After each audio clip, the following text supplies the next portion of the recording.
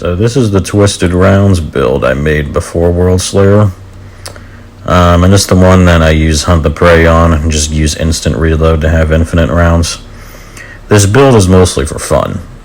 When I made this build even before World Slayer, it was just to have fun using Twisted Rounds and to justify doing it on a tank build. I think I did the same here too. So I had tried, in the PAX tree I initially was doing special tactics. And my clear times on expeditions was roughly the same as my other tank builds, which is good enough damage for me. But I was noticing it was taking me ages to freaking kill the arbiter. The final arbiter, it was like over 3 minutes. It's one of the longest times my tank builds can take.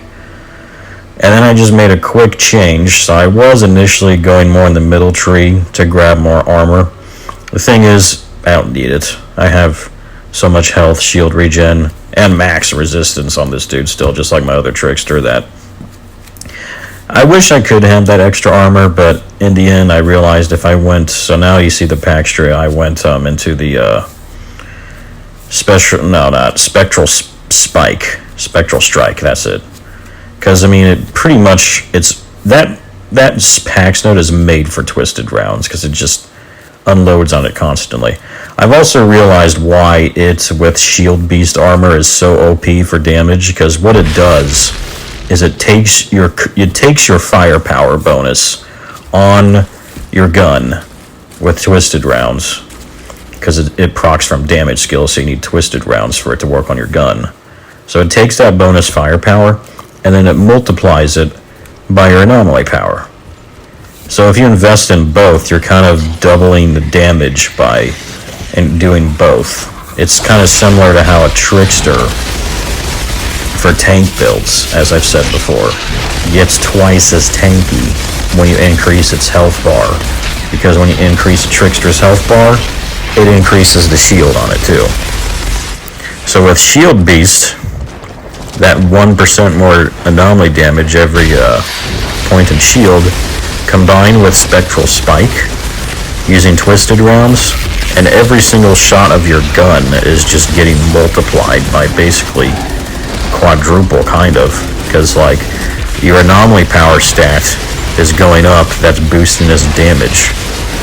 But then also that damage it boosts has the base amount it starts with is however high your firepower is. So it's investing in both is actually the key to achieving maximum damage on it. What I realized on this build is that by investing just a little on this tank build, as you saw now in my tree, go in the bottom tree to get that 50% anomaly power from the movement skill, and then getting Anomaly Echo is perfect. It's like Anomaly Echo is the best mod for it too, since it boosts your firepower and anomaly power, and is super easy to maintain all the time on you. So getting that mod, going a little bit in the bottom tree, since I already have some of the top tree. Doing all that, I realized made my Twisted Round, despite having so little investment in gun and anomaly damage, that alone makes my Twisted Rounds do, I think, the most damage. Because if you, sometimes, because when I see the damage numbers, there's a number for Twisted Rounds, but then there's a number for Class Node Spectral Spike. But since I know it's coming exclusively from Twisted Rounds, if I just add the two, because I know that is really what it is, it's all from Twisted Rounds. And it winds up now being either my top damage now or close to it. But I will say it is amazing for dealing with the arbiters. So doing this tiny little tweak suddenly turned the final arbiter into an over 3-minute fight down to a 1-minute fight. So this guy now clears it, now kills the arbiters almost as fast as my Seismic Commander Bleed dev does. And just like my Seismic Commander Bleed, he also friggin' interrupts and slows the Arbiter so much that he never even gets a chance to use his Dark Armaments, and even if he did, this guy has such a high leech healing from his gun, thanks to the weapon leech I use on, the weapon leech stat on my gun is key for the tank aspect, and then the extra gun damage from all that definitely helps me heal even more my massive health bar whenever I rarely need it. But yeah, as you'll see in this fight, right here, I kill this Arbiter in less than a minute. I think it was like 50-something seconds from the start of the fight. Which is amazing for this kind of build, I'd say. I mean, yeah, of course there's damage rotation builds and shield beast trickster builds that can take them down in a few seconds, I know. But for this kind of build, though, that's just pure tank, and we'll put those builds to shame elsewhere in the game where I can just, soak up everything.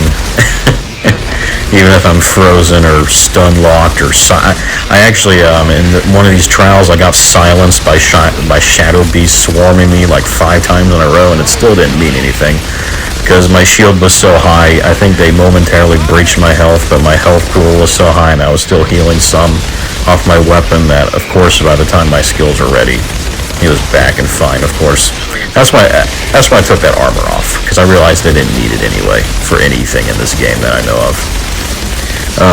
Still, I'd like to get it back, but oh well. The only reason I like to get it back is because that's how I am. I'm a tank at heart. My mission is always figuring out how much damage I can take rather than how much damage I can dish out. And then how much damage I can dish out is just the finishing touch of figuring out, okay, now how do I also ensure my tank doesn't take forever to kill things? And this is one of the greatest builds, I think, for the trickster tank build, I would say, because it's very good. It does good, decent clear time and has very good focus damage now.